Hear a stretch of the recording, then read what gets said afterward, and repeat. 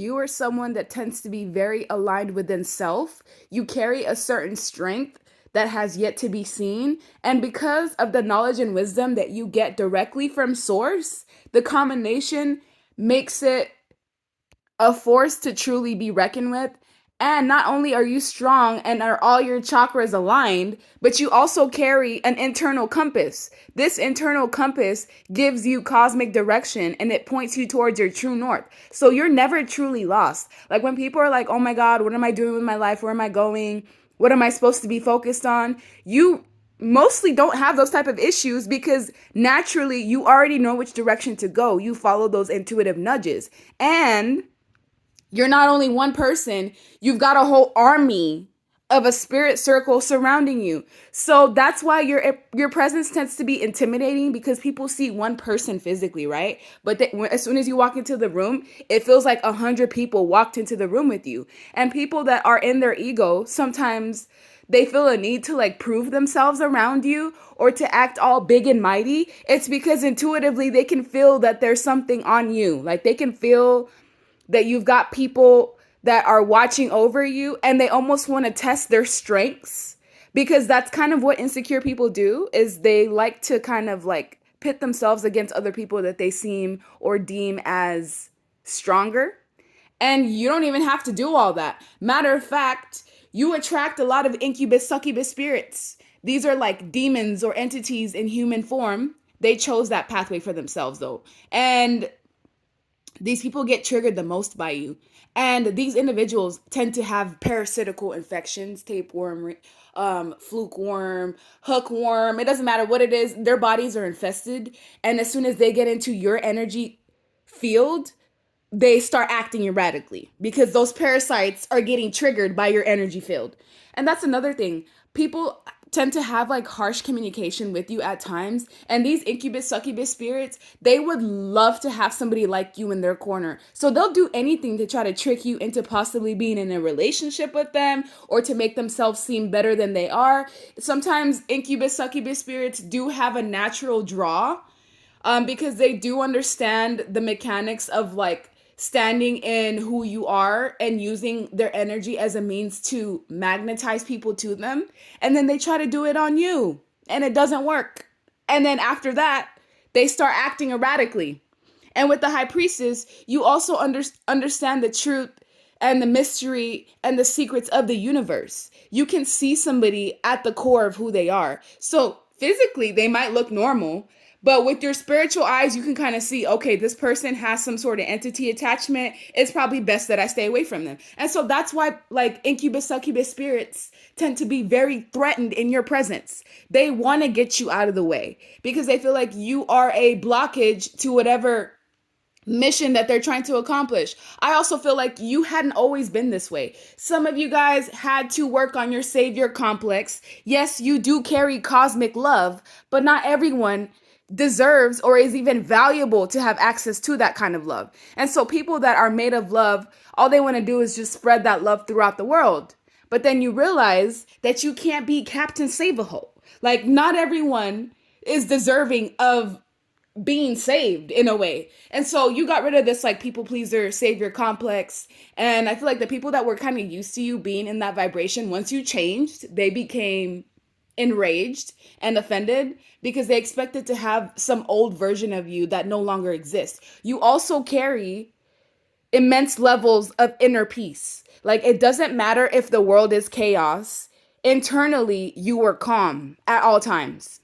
I mean, except in situations where maybe your life is being threatened, then obviously you're going to go into warrior mode. But for the most part, you carry inner peace. And that's why people love having you around because it's almost like they feed off of your inner peace and it ends up stabilizing them. But then you also attract people that can be like perpetual victims. Everyone's a victim in their life. They've all been done wrong. They take no sense of accountability. You had your fair share of people like this, and you notice that their toxic mindsets would actually end up dragging you down because anyone in that type of vibration tends to be very dense. And that density, by you being affiliated with them, even rubbing shoulders, can literally jump off onto you. So you guys have learned boundaries to the fullest extent. Like, you put your happiness above all. It doesn't matter if people think that you're going to be selfish because you're putting your own needs first and foremost, but that's part of like getting out of that timeline of being a savior complex, is knowing that you are responsible for your own happiness and joy, and so is everyone else responsible for their own lives.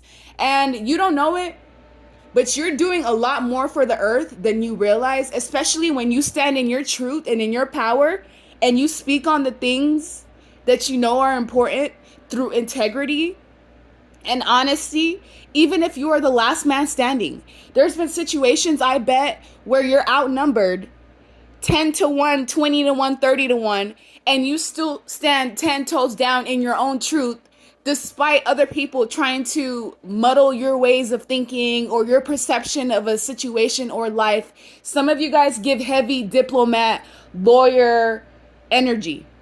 This is like lawyer, prime minister, like you give a heavy leader vibe because you don't let your emotions sway the way that you see a situation. You know how to be impartial, you know how to be neutral, you know how to look at things from a third party outside perspective without letting things get in your way. It's like a lot of people have biases, or they let their experiences muddle the way that they think. But with you, like, you are truly neutral. If somebody wants an opinion that is neutral and unbiased, you're the person that they go to.